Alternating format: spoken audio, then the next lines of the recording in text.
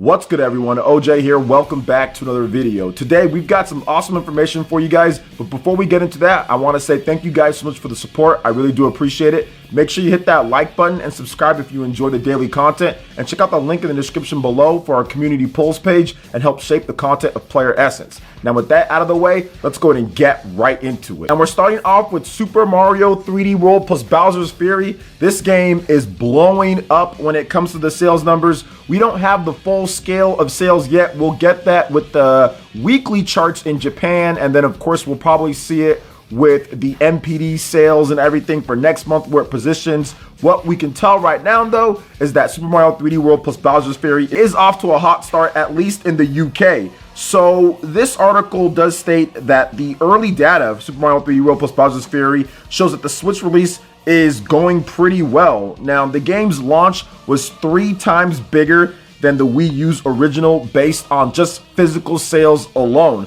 Now what we do know too is that the Super Mario 3D World plus Bowser's Fury is also #1 on the eShop charts. It's also #1 on Amazon as well. So pretty much across the board, Super Mario 3D World plus Bowser's Fury is doing extremely well. Now Super Mario 3D World plus Bowser's Fury is the 3rd biggest Mario platform launch on the Nintendo Switch, behind Super Mario Odyssey and Super Mario 3D All-Stars in the UK. Now Super Mario 3D World plus Bowser's Fury was the top seller in the UK for the past week and should have the rankings fairly soon at some point. Now it's pretty cool to kind of see how Super Mario 3D World plus Bowser's Fury is doing. Obviously, I think we kind of all knew the game was going to do well. There was a little bit of controversy with people saying, oh, they're locking the Bowser's Fury expansion behind the game. And I think it's a little bit of a double-edged sword when it comes to Nintendo and how they did it. Obviously, you're probably going to get people to double dip. So if they bought the game on the Wii U, they're probably going to buy the game again just to be able to get the advantages of the new tweaks, online multiplayer and all that for the base game, and then also the Bowser's Fury. But then there's those people that might not get it at all because they already got the game on the Wii U and they just want to play the Bowser's Fury part, but they don't want to pay $60 for the game. I think that the trade-off is probably greater if they just went with Super Mario 3D World plus Bowser's Fury and put it as a package deal. I think that there's probably more people that are willing to give in and pay the $60 for it, just from a purely business perspective on their end, not saying in terms of what I want or anything like that. But I think that the payoff is probably there's more people that are willing to just cave in and buy the game for full $60 based on some of the upgrades to the base game and getting that Bowser's Fury than people saying, well, I'm just not going to get the game at all. And I think that so far from what we've seen with the eShop sales, also with Amazon Prime, in addition to what's going on in the UK, I mean, it's pretty obvious that this game's doing extremely well and will continue to do extremely well on the Nintendo Switch because it is a very unique Mario game. And from what I understand, it's still to this point the only mainline 3D Mario game that you can play online with your friends. Like, that's the only one. So it's pretty unique and it's also really good. Plus, I've been playing the Bowser's Fury for like the whole past weekend, and goodness gracious, Bowser's Fury is really good. It's not super long. I'm not done with it just yet, but it's really good. There's a lot of replay value. I love what they did with the game inside there with the cat shines and the open world and everything. So people are really enjoying it. It's getting spectacular reviews as well, over 90 on Metacritic, or 90 or over on Metacritic. So people are just loving the game and it's doing extremely well.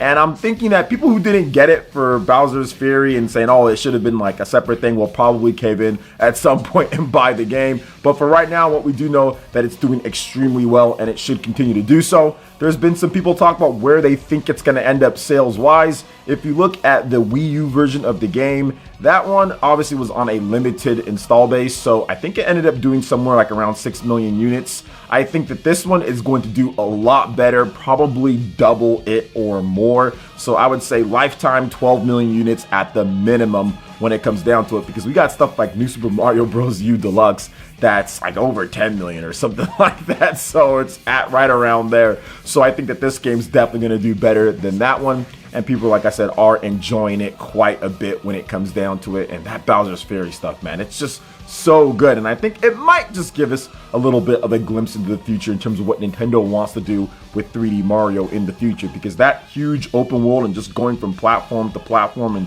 kind of just doing stuff is awesome. It's a great structure for a game. It makes you not want to put it down. It almost has like a Legend of Zelda Breath of the Wild effect, where you see something off in the distance, you look around, you're like, okay, let me go over there and explore that area. So I do like what they did there. So what are you guys' thoughts on the sales for Super Mario 3D World plus Bowser's Fury so far? Let me know your thoughts in the comment section below. All right, and moving on to the next topic here, guys. We do have a massive Nintendo Switch eShop sale that is going down, especially if you like huge Japanese RPGs or Japanese style games. There are all sorts of different types of games, but I did want to highlight a few of them that are going on the eShop. I'll have the full list to where you guys can check out everything, link in the description below. But we do have our first eShop discount, from what I understand, on Kingdom Hearts Melody of Memory. Now, a lot of people felt that this game wasn't worth the full $60 price tag on there, so you will be able to get it for about $40 on the eShop right now. This is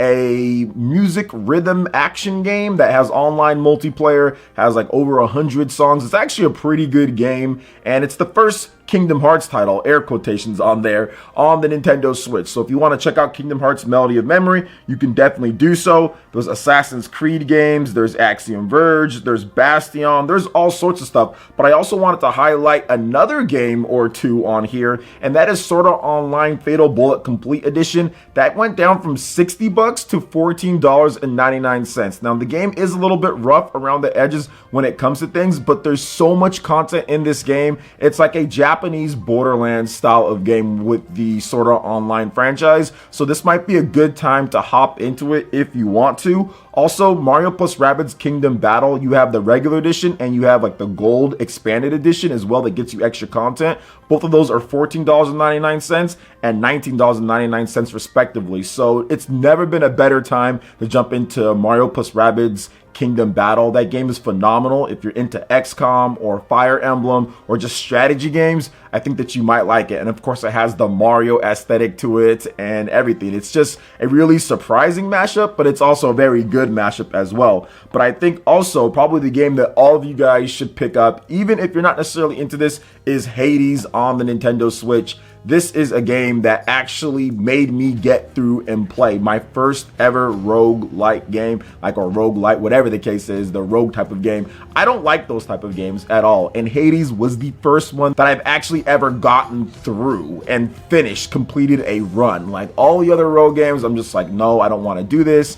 I don't feel like dying and going back over, but Hades has this like addictive formula with the upgrading and what you can do and just giving you enough to get you through when it comes to, okay, you can upgrade your health or you can upgrade different aspects of yourself. You can upgrade the weapon and you choose that weapon and then you modify that weapon as you go through. There's so many little things that they added in there. To me, that makes the best rogue game of all time easily. And I've played a lot of them and I don't like any of them but Hades. Now you can get this game for $19.99. It's usually $24.99, and to me, it's worth every single penny on there. Make sure you check out some of my gameplay and my review on the game as well, so you compare my words with the actual footage of the game and what I like about it the most. But honestly, Hades is one of those games that to me, it really is one of the best games on the Nintendo Switch. It's one of the best third-party games I've played, and I highly recommend that. Now, once again, the full list of games is in the link in the description below if you want to check out all the sales, because there are a lot of them, and obviously saving you guys some money on the eShop is definitely cool. So what do you guys think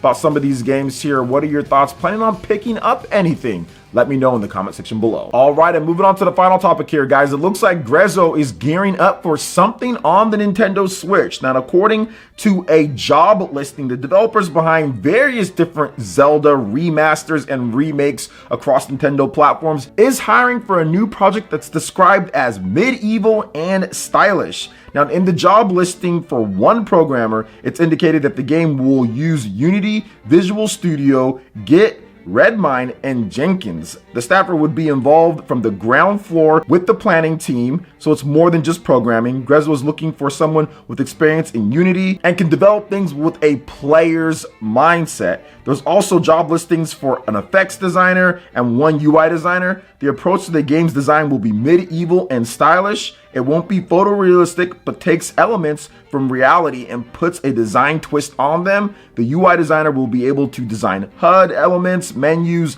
and the such. Now, aside from The Legend of Zelda Link's Awakening, Grezzo's also developed Ocarina of Time 3D, Majora's Mask 3D, Triforce Heroes, and the Four Swords Anniversary Edition for the Nintendo 3DS. Now, Nintendo did publish an entirely original game from the company Grezzo called Ever Oasis, and that I don't think did very well. I'm not sure if they're ever going to revisit that. But Grezzo's relationship with Nintendo goes all the way back. They're old school with them to 2010 with the Japan exclusive WiiWare game Line Attack Heroes. However, Nintendo Everything points out that the company's work isn't exclusive just to Nintendo. While most projects involve Nintendo, Grezzo has worked with other publishers such as Furyu on the Alliance Alive series, which did end up on a Nintendo platform, but it's also like on PC, and I think it's coming to mobile and stuff like that, PlayStation, all that good stuff. So there's also more with the job listing. You guys can check out the link in the description below if you want to see that. But to me, Grezzo, they're known for like their Legend of Zelda stuff, man. Like they're really good with that. Legend of Zelda, Ocarina of Time 3D, Majora's Mask 3D, Link's Awakening. Those are all awesome, and this could be a Zelda game, right? I mean, medieval and stylish. I mean, that could describe a Zelda game. And to be honest, their best sales-wise have always been Zelda games. Nintendo knows that. They have the 35th anniversary. They could be gearing up for something, right? And there's a ton of games that they can still remake, right? Ocarina of Time 3D, Majora's Mask, they've done that. Maybe they port those over, or just maybe they work on something new. We talked about this before, the Legend of Zelda Minish Cap. I mean, I think that could be a game that's pretty stylish. Link is like flipping and all that. I don't know if it's really medieval, but hey, you know, it is what it is there. So there's definitely titles that they could be bringing over. I mean, I would love to see them remake the old school handheld Zelda games on the Nintendo Switch. People really loved Link's Awakening. They thought that was awesome. And that game made a ton of money for Nintendo when it released on the Switch, I think back in 2019. So we'll see what Grezzo has for us. I think they're a great developer, and I think that they're definitely gearing up with a project that's already in mind, and they're probably already full bore on it, but they're adding people as they try to wrap up development or continue to push to hit that goal date of wherever they're going to target. So I think it's pretty cool, and hopefully we get something awesome from them soon. So what are you guys' thoughts on all the different topics that we discussed here today? Let me know in the comment section below. All right, guys, that wraps it up for this video here. Check out the links in the description. We've got Twitter. Go and give us a follow on there. Stay up to date on all the latest gaming news and information. Also, make sure you like, comment, and subscribe, and share this video if you can. Thank you guys so much for watching, and we'll catch you for the next one. Peace.